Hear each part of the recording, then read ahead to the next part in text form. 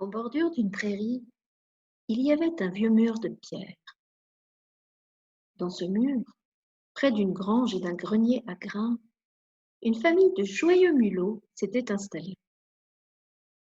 Mais les fermiers avaient abandonné la grange et le grenier était vide. Comme l'hiver approchait, les petits mulots entreprirent alors d'amasser du maïs et des noisettes, de la paille et du blé. Ils travaillaient tous, nuit et jour. Tous, sauf Frédéric. Frédéric, pourquoi ne travailles-tu pas? Mais si, je travaille, répondit-il. Je fais provision de soleil pour l'hiver, quand il fera froid et sombre. Et quand ils virent Frédéric assis là à regarder la prairie, ils lui dirent: Et maintenant, Frédéric, qu'est-ce que tu fais? Il répondit simplement: Je fais provision de couleurs pour l'hiver gris.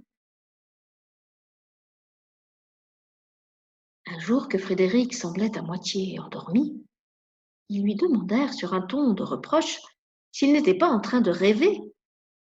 Oh non, répondit-il, je fais provision de mots, parce que l'hiver sera long et nous ne saurons plus quoi nous dire. L'hiver arriva. À la première neige, les 5 petits mulots se mirent à l'abri sous les pierres. Au début, les mulots avaient de quoi manger, et ils savaient assez d'histoires de renards stupides et de gros méchants chats pour se distraire. C'était une famille heureuse. Mais petit à petit, ils grignotèrent les baies et les noisettes. Ils épuisèrent leurs provisions de paille. Le blé n'était plus pour eux qu'un souvenir. Il faisait froid et personne n'avait plus envie de faire des parlottes. Alors les mulots se rappelèrent ce que Frédéric leur avait dit du soleil, des couleurs et des mots. « Et tes provisions, Frédéric ?» demandèrent-ils. « Fermez les yeux, dit Frédéric, en grimpant sur une grosse pierre. Voilà. Maintenant, je vais vous envoyer des rayons de soleil. Sentez-vous comme ils sont chauds et doux et dorés. » Et pendant que Frédéric parlait, les 4 petits mulots peu à peu se réchauffaient. Était-ce la voix de Frédéric? Était-ce de la magie? Et les couleurs, Frédéric? Lui demandèrent-ils inquiets. Fermez encore les yeux.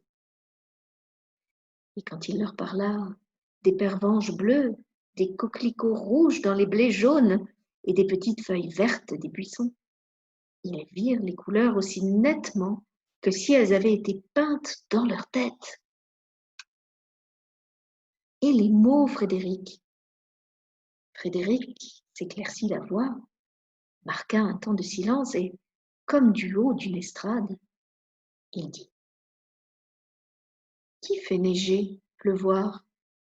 Qui verdit les prairies? Qui parfume les foins?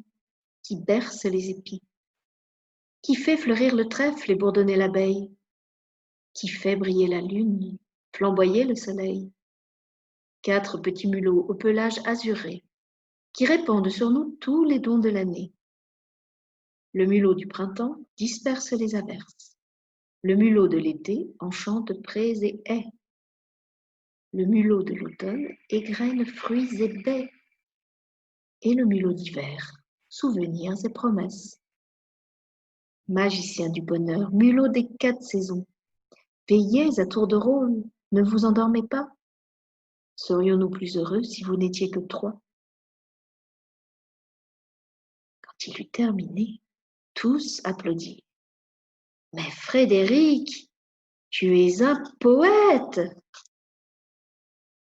Frédéric rougit, salua en s'inclinant et dit modestement: Je le sais,